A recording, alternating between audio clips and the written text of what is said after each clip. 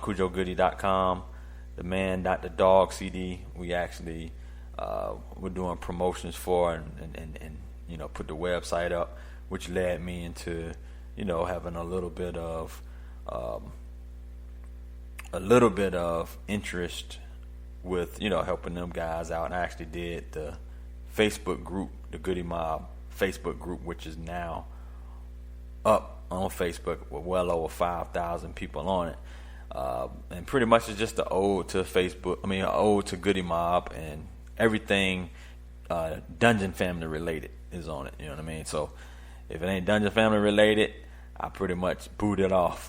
I'm sorry, it's just a lot of people just doing a lot of promo up there. Facebook can get out of control, so I keep it controlled and stuff like that. So we had a couple people that joined us. I want to give a shout out to.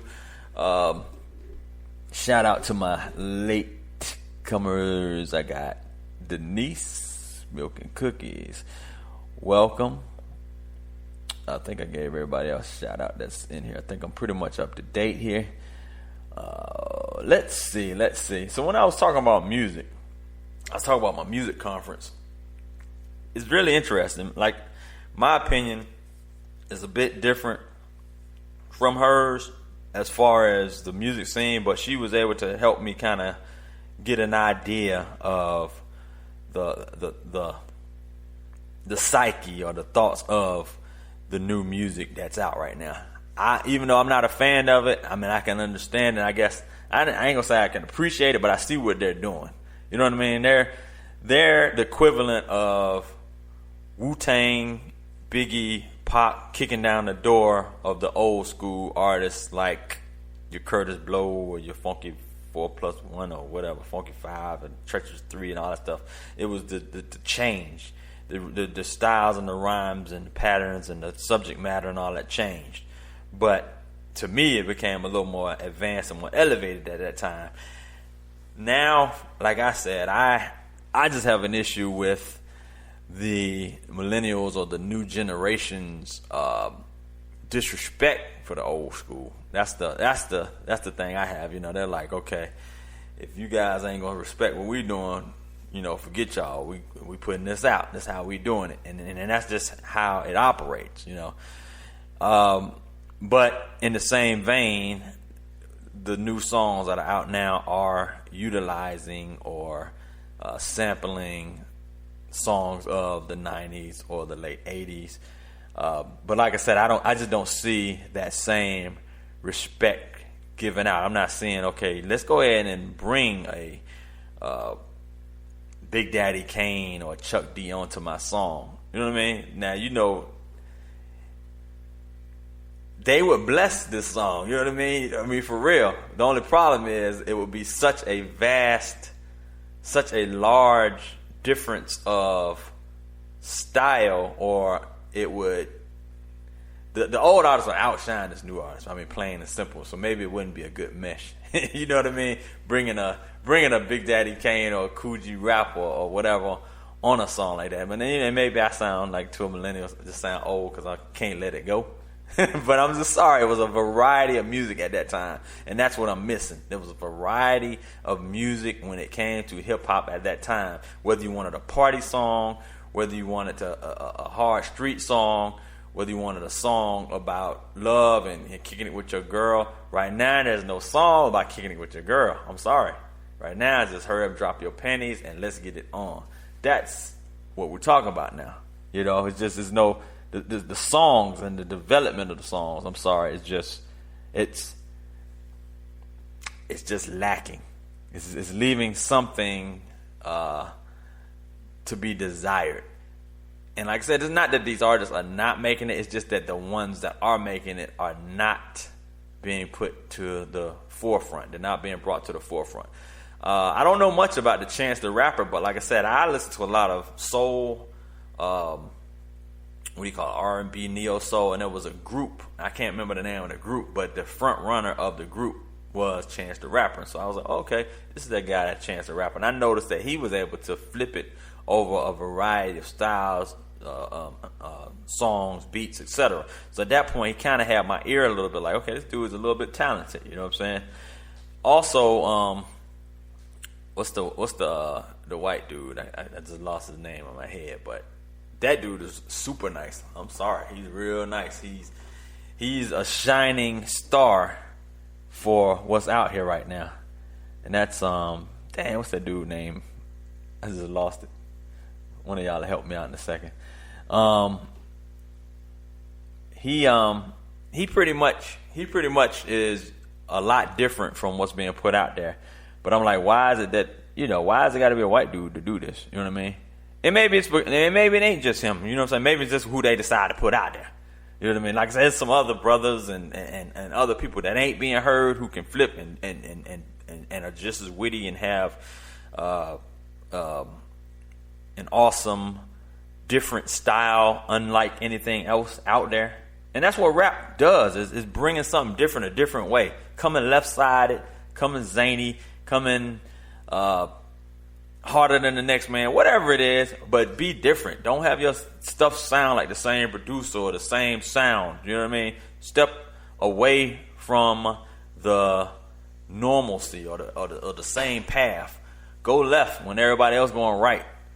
But the problem is when you go left, when everybody else going right, is people are like, oh hell, he's so different that what is this that I'm listening to? and that's a problem. There's no issue with that. You should be different. You should embrace difference. And hip hop is not doing that. Hip hop is not embracing difference, and they're stepping on the old school. They're stepping on their elders, like spitting on them, like the hell with that. I mean, that's where it is, man. That's where it is. Absolutely crazy. Let's see. I got a little bit of chat in here. I'm gonna read.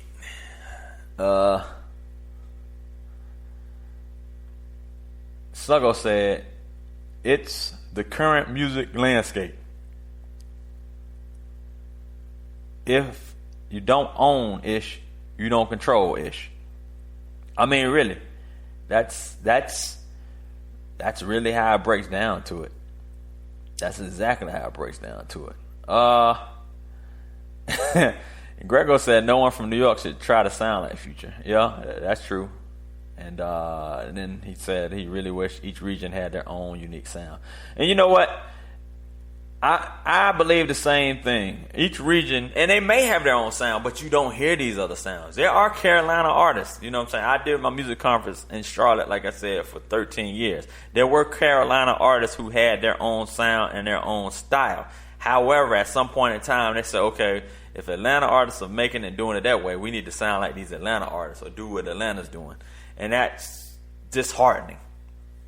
There's Virginia artists that I know. I'm from Newport News, Virginia, 757. There's folks out there. Shout out to the Spot Raiders. My man Travis Steele, the Spot Raiders. Shout out to my man Sick Mike. Shout out to Quan. Quan actually was signed with Nas at a certain point. There's artists who have their own style and their own thing, but it's like you don't know and you won't know. You don't know and you won't know because mainstream is not necessarily willing to put them out or take that chance on it. And at some point, I think this will change. I think there will be a change coming because somebody's going to kick the door down. You know what I mean? Somebody is going to kick the door down and, make this open up this industry. Open up what we have here. Man. Interesting here. Let me see. Yeah, so my man Jay Fish said, yeah, Quan goes in and he can sing. That's right. Quan is, hey man, my man Quan, he does his thing, man. That dude, he's got talent, man. But I know he owns a barbershop. He's cutting hair. He's still doing it big on the independent side. He has a song that he's pushing right now. Him and my man Pusha T got a song out right now, and it paid homage to that Tamir Rice situation with the 12-year-old boy who got shot out there in Ohio. They pretty much recreated a video, and they, instead of the police jumping out and shooting Tamir Rice, his son, who played an angel, actually came in and stopped him from shooting him. So yeah, it has a real deep meaning. But that dude Quan really does his thing, man. A real street dude who's turned his life around to entrepreneurship and still putting out, good product. So big ups to Quan. Quan actually came up to my conference as well and was a panelist one year. What else? Let me see. Grego said there's a female lesbian rapper named Young Ma, and she said labels wanted her to wear a dress and soften up her style and maybe rap about being bisexual. With social media and streaming, she don't have to sign with them and stay true to herself. Maybe if more stayed true, it could change. You know what? And that is true. That is true. No, man, not Rich Homie Quan. His name is just Quan.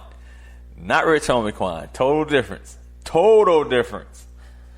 I have to actually. I've had it on my page. I've had it in the X Squad Facebook group, and I've also had it in the Kicking It with KC Facebook group. There's a video from Quan that's on there. I'll probably reshare it, and you can take a gander at it when you get a chance. But you'll appreciate this dude, man. He can rap. He got a rap scene type deal, kind of like a lot of artists doing now. But I mean, this dude really gets it in. And hey, who better than Jay Fish to vouch for him? You know what I'm saying? That's our own Jay Fish, X Squad affiliate, who's full of talent too. Let me see. Yeah, the same Quan, Jay Fish, same one. He did a song also, like I said, with Nas, and then there was a song called V to the Izzy, where they sampled the last part of the Hova, Hova. They took the V to the Izzy, which was a Virginia anthem. They had Quan. They had my man Mad Skills, the one who does a wrap up every year, Skills. They had the Spot Raiders, which is a group of guys out of Newport News.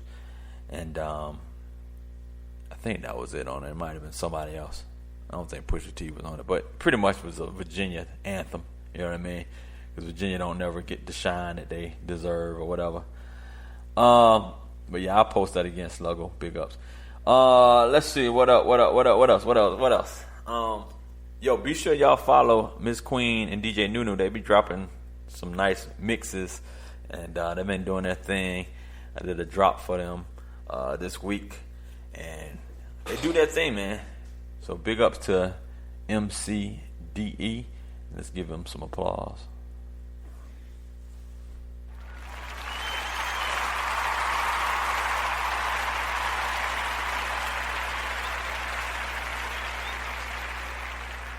Yeah. So what I'm thinking about here, Skills has done a lot of ghostwriting. Jay Fish says Skills was doing a lot of ghostwriting. Skills did a whole lot of ghostwriting. He pretty much has been a little bit silent. I guess maybe you're supposed to sign a contract that you won't vouch. I mean, you won't tell who you've been writing for. You know what I mean? My man Chief Rocker actually said he will be on today at 1 o'clock.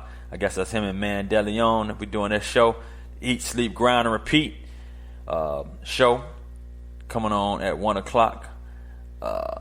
So big ups to those guys, also X Squad affiliates.